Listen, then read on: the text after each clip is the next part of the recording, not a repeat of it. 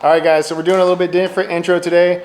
I'm here in Brad Harris's famous, infamous trophy room, and Brad is going to show us a few of his top favorite, most memorable mounts that we got in here. So let me flip the camera around, and Brad, we'll let you do your thing. So you want me to pick something out? Yeah, you want to pick us out your top three, top five maybe? Let's, I don't know if there is a top five. Everything in here has a huge amount of memory, so every one I look at. But for instance, this elk right here, I killed that elk in Arizona back in the late 90s. I was filming the hunt for myself, for Loman Calls, but also filmed it for classic hunts for Realtree Outdoors. And that bull was a real memorable bull. Number one, he's the largest bull I've taken with a bow.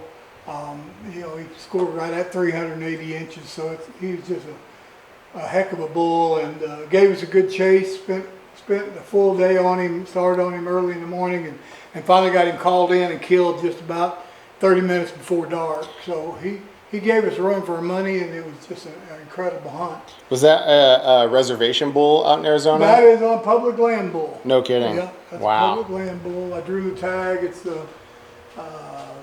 something to take quite a few points to draw. Back then, I don't know. You just gotta get lucky and make the draws and get a chance to get in on areas that have big bulls. Mm-hmm. But yeah, it was public land, self-guided hunt. I don't know. I've got lots and lots of buck stories, and there's lots of decent bucks in here.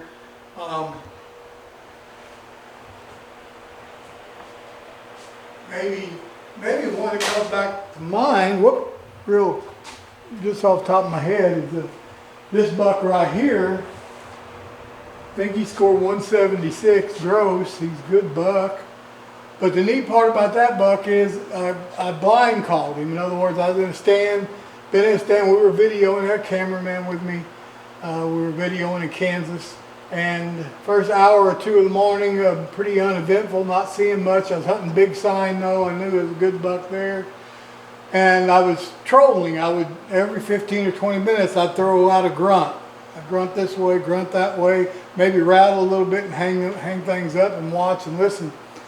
And about the third or fourth time I did that, you know, so we're an hour and a half into the hunt, I cast that grunt a couple times straight ahead of me, and I literally turned the grunt again, and I heard him running.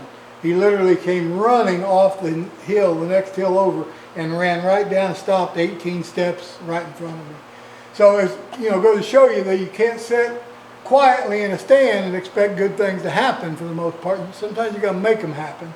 And I'm big on doing that, making things happen, making noise, trying to make the animal look for me and come to me. And the grunt call pulled that one off, which did on many of these deer in here. Without the grunt or rattling, you know, they probably still would have made it to old age, you know. Yeah. Is there anything maybe on the exotic wall that really is memorable to you? You know, I went to Africa in 93 or 94. I went to Africa. Some of that stuff is up there. Got the kudu in the middle, a sesame on the right, a warthog, impala, stenbok, a zebra.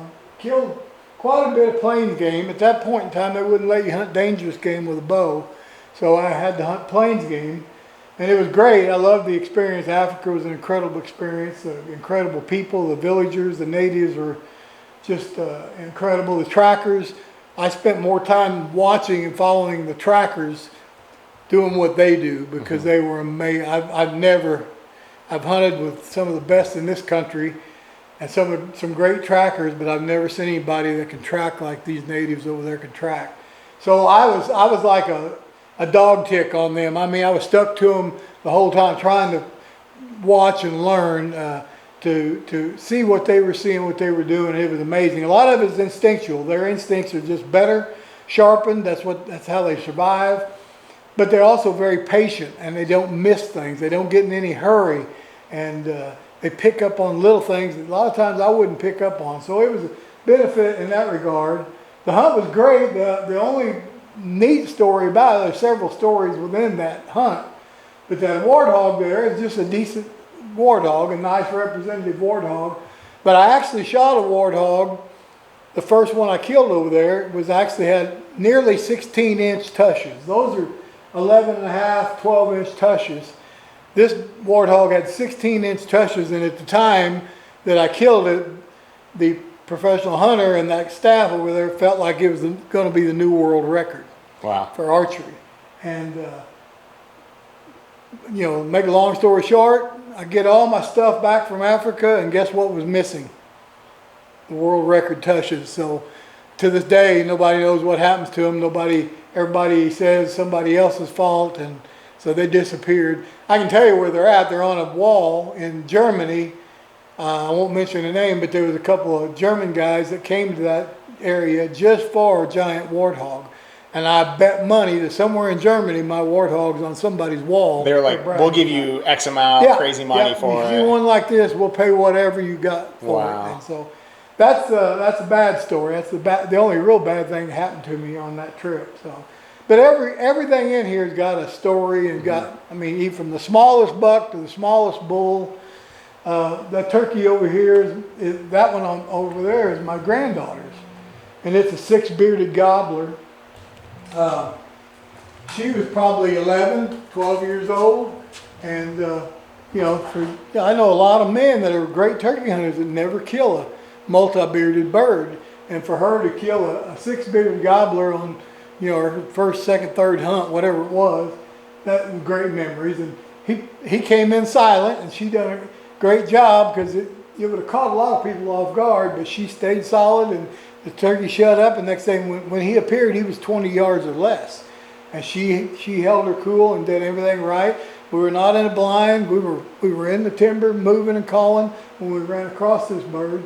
So that'll always have great memories. And she's killed some big bucks, and my grandsons have all killed big bucks. A lot of my favorite hunts are with my grandchildren. You know, watching them shoot nice deer, nice turkey, antelope, whatever it is that we're after.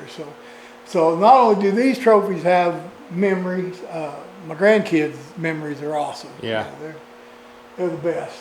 Oh, that's great. Well, thanks for giving us a quick little trophy room tour. You bet. Appreciate that.